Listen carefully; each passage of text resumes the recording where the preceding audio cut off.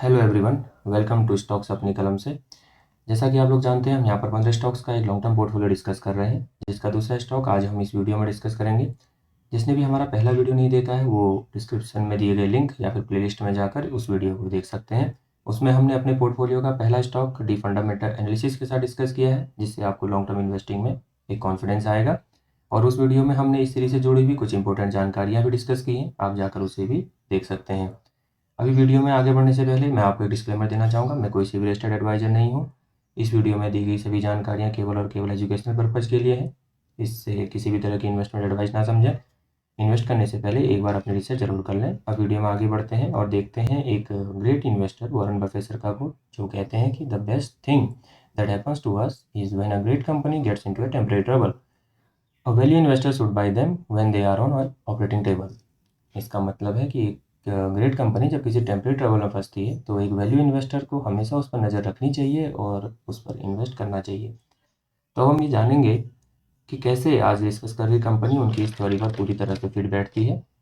अब आते हैं हम अपने पोर्टफोलियो के दूसरे स्टॉक की तरफ, जो कि आता है बैंकिंग सेक्टर से। और हमारे स्टॉक का नाम है HDFC बैंक, जो कि एक लार्ज कैप कंपनी है और इसका मार्केट कैप लगभग 9 लाख करोड़ का है। आपको एक इम्पोर्टेंट जानकारी देना चाहते हैं। वीडियो के बीच में हमने बैंक सेक्टर से जुड़े हुए कुछ इम्पोर्टेंट रेशियो डिस्कस किए हैं, जिसे आप सुनकर अपना ज्ञान बढ़ा सकते हैं और भविष्य में आने वाले किसी भी बैंक स्टॉक्स का विश्लेषण करते समय इनका इस्तेमाल आप कर सकते हैं। तो आगे बढ़ते हैं HDFC बैंक की तरफ। तो HDFC बैंक 1994 अगस्त में इनकॉर्पोरेट हुआ था। इसका ऑफिस मुंबई में है। ये तरह तरह की एक बैंकिंग और फाइनेंशियल सर्विसेज प्रोवाइड करता है, जैसे कि retail banking, wholesale banking, treasury operation etcetera. HDFC bank largest private sector bank है इंडिया का। इंटरनेशनल फुटप्रिंट की बात करें तो बैंक के ऑफिसेज और ब्रांचेज बहरीन, हांगकांग, UAE और केन्या में है। 31 मार्च 2022 के हिसाब से HDFC बैंक ने 7.66 बिलियन US डॉलर का इंटरनेशनल बिजनेस पोस्ट किया है। और फाइनेंशियल 2022 के हिसाब से पैन इंडिया प्रेजेंस की बात करें तो HDFC बैंक के 21,683 banking outlets, 6,342 branches, 15,431 business correspondents, 18,130 cash deposit और विड्रॉल मशीन्स हैं। फंडामेंटल एनालिसिस की बात करें तो पी रेशियो 21.8%, एवरेज इंडस्ट्री भी 16.3% है, promoter holding 25.6%, DIs holding 27.5%, FIIs holding 32.1%, retailer holding 14.5% है, जो हमने क्वार्टर एंडिंग सितंबर 2022 के क्वार्टरली रिजल्ट से लिया है। HDFC बैंक का डिविडेंड यील्ड 0.95% है, ROE 16.6% है, ROC 5.83% है, अर्निंग पर शेयर 75.2% है, ऑपरेटिंग प्रॉफिट मार्जिन 59.3% है। ROE और EPS के बारे में हमने पिछले वीडियो में आपको डिटेल में समझाया है, आप जाकर उसे देख सकते हैं। अब हम बात करते हैं इंपॉर्टेंट रेशियोज की। Net interest margin 4.2%, gross NPA 1.17%, net NPA 0.32%, CASA ratio 46.1%, cost to income ratio 38.3% है। अब हम इन इंपॉर्टेंट रेशियो के बारे में ब्रीफली डिस्कस करेंगे, जैसा हमने वीडियो के शुरुआत में आपसे कहा था। तो आ जाते हैं नेट इंटरेस्ट मार्जिन पे। नेट इंटरेस्ट मार्जिन है interest earn minus interest paid. अब इंटरेस्ट कैसे अर्न करती है बैंक? तो जो आप लोन आपको देते हैं तो उसके ऊपर जो आप इंटरेस्ट पे करते हैं, उससे जो अर्निंग बैंक को होती है वो इंटरेस्ट अर्न में आएगी। इंटरेस्ट पेड मीन्स यानी जो आप RD और FD बैंक में करते हैं उसके अगेंस्ट आपको जो पैसा, उसमें जो इंटरेस्ट बैंक आपको पे करता है वो इंटरेस्ट पेड है। तो इन दोनों को अगर आप माइनस कर दें तो नेट इंटरेस्ट मार्जिन निकल कर आएगा। नेट इंटरेस्ट मार्जिन जितना ज़्यादा होगा वो स्टॉक उतना ही अच्छा माना जाएगा। NPA that is non performing asset.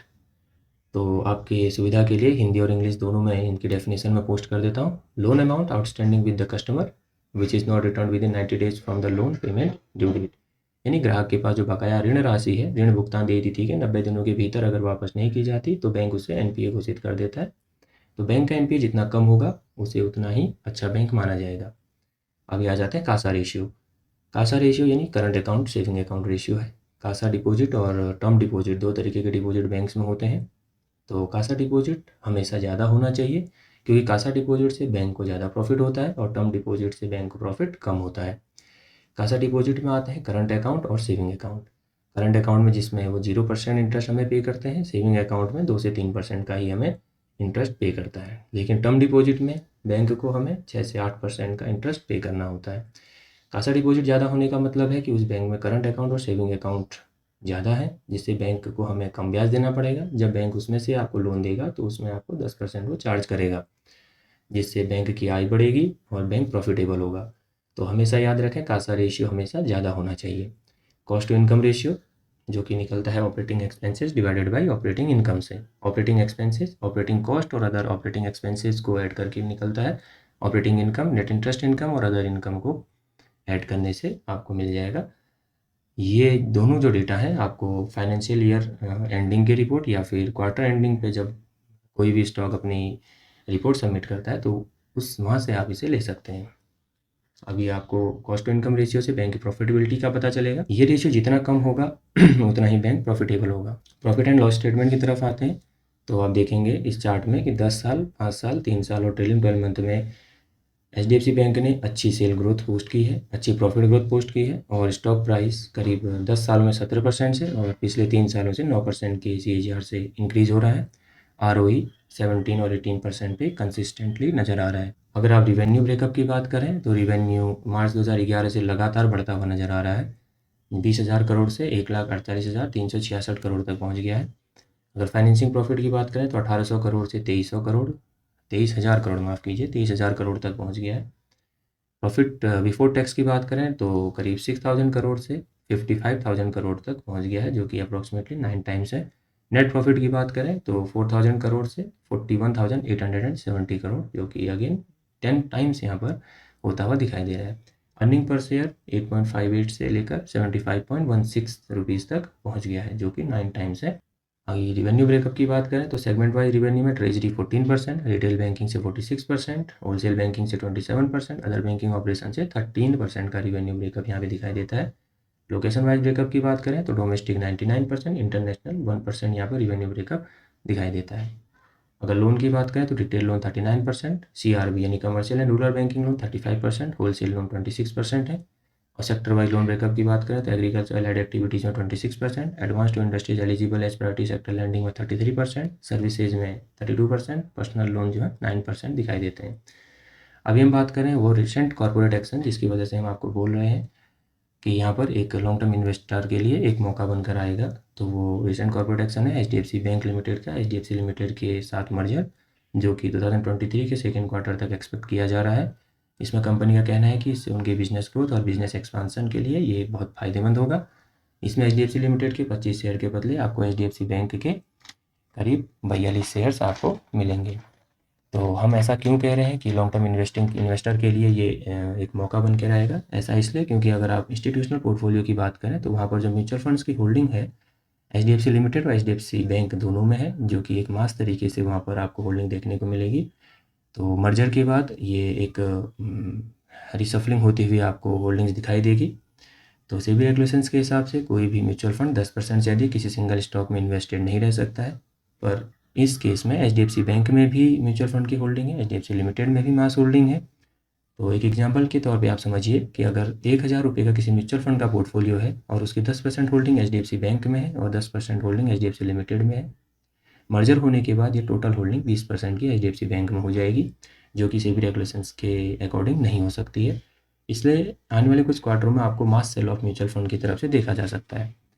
इस मास सेल ऑफ से क्या होगा, कमिंग क्वार्टर्स में स्टॉक प्राइस कुछ करेक्ट होने के चांसेस हैं, जो कि एक टेम्परेरी प्रॉब्लम्स की तरह आप मान सकते हैं।